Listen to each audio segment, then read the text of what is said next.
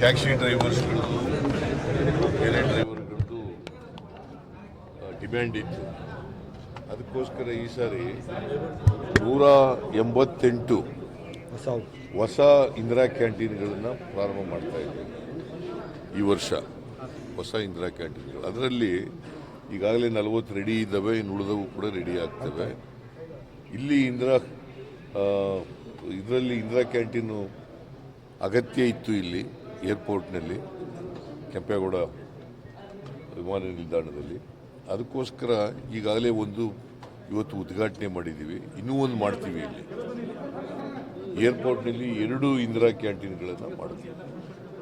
ರಾಜ್ಯದಲ್ಲಿ ಉದ್ದೇಶ ಬಡವರಿಗೆ ಕಡಿಮೆ ದರದಲ್ಲಿ ಊಟ ಸಿಗಬೇಕು, ತಿಂಡಿ ಸಿಗಬೇಕು ಅನ್ನೋ ಕಾರಣಕ್ಕೋಸ್ಕರ ₹5 ಬೆಳಿಗ್ಗೆ ಉಪಹಾರ, ಮಧ್ಯಾಹ್ನದ ಊಟ ₹10, ರಾತ್ರಿ ಊಟ ₹10. ಈಗ ಮೆನುನೂ ಕೂಡ ಚೇಂಜ್ ಮಾಡಿದ್ದಾರೆ, ಎಲ್ಲ ಚೇಂಜ್ ಮಾಡಿದ್ದಾರೆ. ನೋಡಿ, ಈಗ ಡೈನಿಂಗು ಇದೆಯಲ್ಲ, ಡೈನಿಂಗ್ ಹಾಲ್ ಮೊದಲು ಇರಲಿಲ್ಲ, ಇದು ಡೈನಿಂಗ್ ಇದನ್ನು ಕೂಡ ಮಾಡಿದ್ದೀವಿ.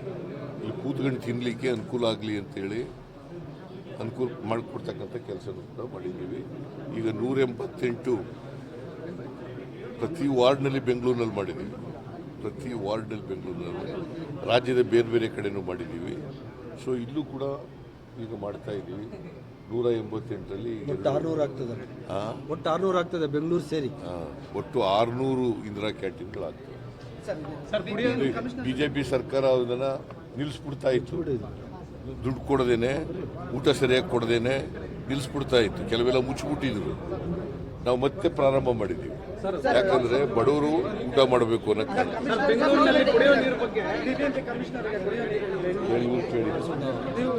ಇವ್ರು ಹೇಳಿದ್ರೆ ಇವರು ಇನ್ಚಾರ್ಜ್ ಮಿನಿಸ್ಟರ್ ಹೇಳ್ತಾರೆ, ಕೇಳಿ.